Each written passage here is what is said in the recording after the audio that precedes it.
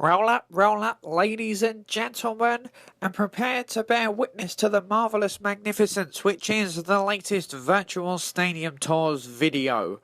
Please remember to keep your hands and fingers off of the screen at all times to avoid impairing your viewing pleasure. Thank you very much for watching. And so today we are going to be taking a look around the DTE Energy Music Theatre, or as many of you may know it, the Pine Knob Music Theatre.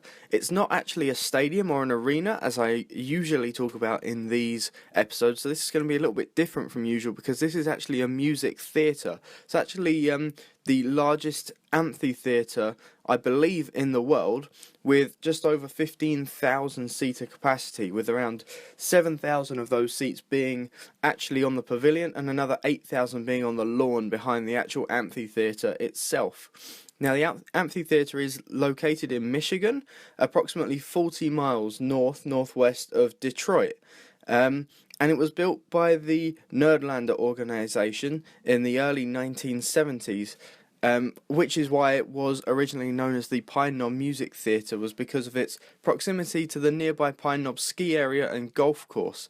But the name was changed in 2000 and just before 2001, so I guess in 2000, to DTE Energy Music Theatre, because the company DTE Energy, or more likely their parent company, Detroit Edison, purchased the naming rights for the amphitheatre on a 10-year, $10 million deal, so it's $1 million for every year.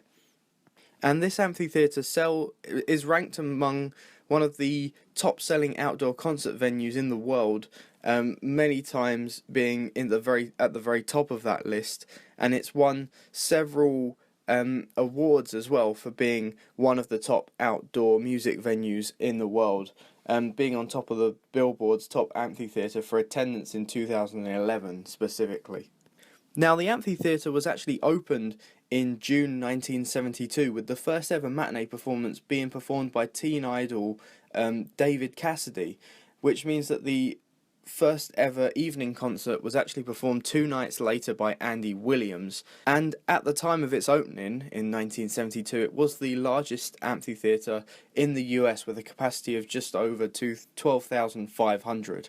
And during these first early years, one of the big iconic kind of points of this amphitheatre was the dramatic entranceway. Performers would sort of emerge up through the smoke or dry ice, whatever you want to call it.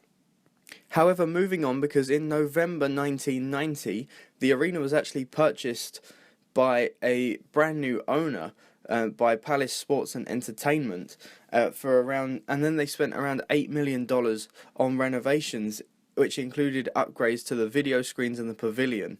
And in 1995, so 5 years later, screens were actually installed into the roof, so the people on the lawn could see more clearly.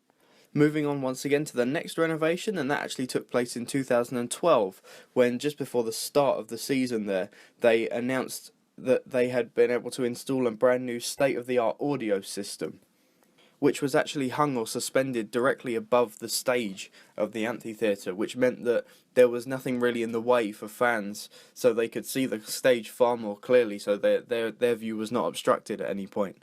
So now finally, moving on, let's talk about the final point tonight, which is the time restrictions. Now, because this amphitheatre is actually situated incredibly close to quite a large residential area, there is an 11 p.m. noise curfew on the arena, and for every performance that goes over that, they have to pay a $1,000 fine for every minute they go over that 11 p.m. curfew in terms of noise, which means on more than one occasion, performers have gone over and had to pay quite hefty fines towards the local government. And probably the most famous story of this noise curfew either cutting a performance short or causing a performer to have to pay a fine is when Marilyn Manson was opening for Rob Zombie in October 2012. Marilyn Manson actually took to the stage late on that day, which meant that Rob Zombie, in order to avoid having to pay a large fine, had to cut his set incredibly short, and apparently there was a huge bust-up backstage about that. But anyway, that's the final facts I've got for you today. Thank you for watching this slightly odd and different It's not really a virtual stadium tour, it's a virtual music theatre tour.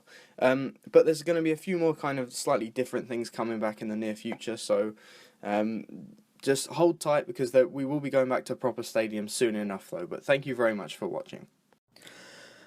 Thank you for watching this virtual stadium tours video. If you enjoyed it and would like to see every new video this channel uploads as soon as it uploads them to the interwebs, why don't you press the subscribe button down below this video right now.